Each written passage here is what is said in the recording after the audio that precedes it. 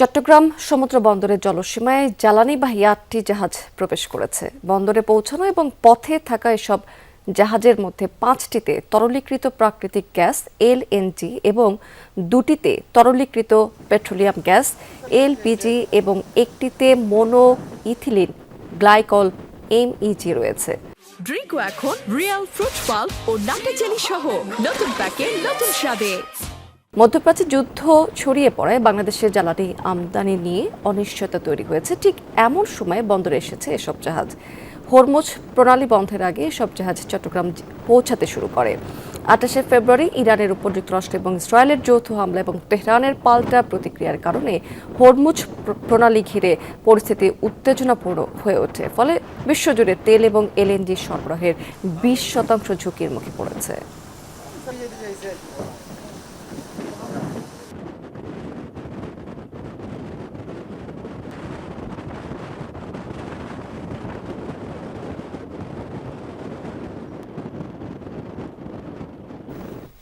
দর্শক, এ বিষয়ে একটু বিস্তারিত তথ্য আমাদের সহকর্মীর মাধ্যমে জেনে নিতে চাই। সহকর্মী শহীদুল সুমন আছেন।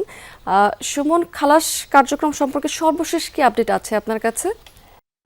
স্মৃতি, এখনো পর্যন্ত বন্দর কর্তৃপক্ষ কিংবা বাংলাদেশ পেট্রোলিয়াম কর্পোরেশন এই বিষয়ে আসলে কোনো ধরনের কথাই তারা বলছেন না। তারা আসলে ঢাকার যেই মূল যে মন্ত্রণালয় কিংবা যারা ঊর্ধ্বতন কর্তৃপক্ষ আছে তাদের দিকেই আসলে বলছেন যে তারা এই বিষয়ে বিস্তারিত বলবে। তবে বন্দর কর্তৃপক্ষ যে ৮টি জাহাজ এলপিজি এলএনজি নিয়ে আসলে চট্টগ্রাম বন্দরের জলসীমায় এসেছে সেই বিষয়ে আসলে বিস্তারিত কথা বলার জন্য আসলে দুপুর ২টোই সাংবাদিকদের সময় দিয়েছে। হয়তো সেখান থেকে আমরা এই জ্বালানিগুলো কখন খালাস হবে এবং কতটুকু এসেছে সেই বিষয়গুলো আসলে বিস্তারিত জানতে পারবো। আপনি দেখছেন আমি এই মুহূর্তে বন্দর এবং বাংলাদেশ পেট্রোলিয়াম কর্পোরেশনের খুব মাঝামাঝি একটি পেট্রোল পাম্পে রয়েছি। দেখছেন যে এখানে যে অস্থিরতা তৈরি হয়েছে সেটির আসলে প্রভাব আমরা যে পেট্রোল পাম্পগুলো রয়েছে সেখানে দেখতে পাচ্ছি। দীর্ঘ লাইন আমরা সকাল থেকে দেখছি। যারা যানবাহন মালিক কিংবা যারা চালকরা রয়েছেন তারা তাদের যে যানবাহন তাদের যে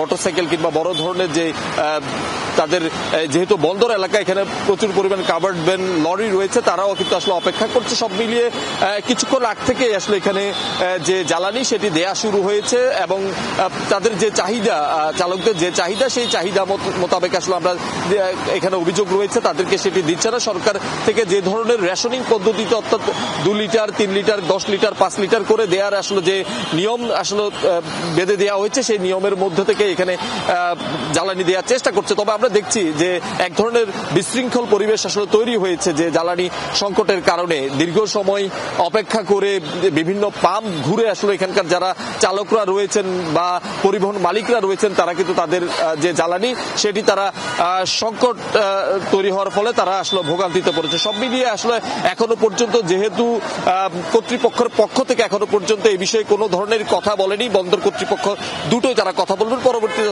হয়তো স্মৃতি আমরা এই বিষয়গুলো নিয়ে আপনাকে আসলে বিস্তারিত জানাতে পারবো। তখন নিশ্চয়ই আপনার মাধ্যমে আমরা জানাতে পারবো। অনেক ধন্যবাদ সুমন আপনাকে।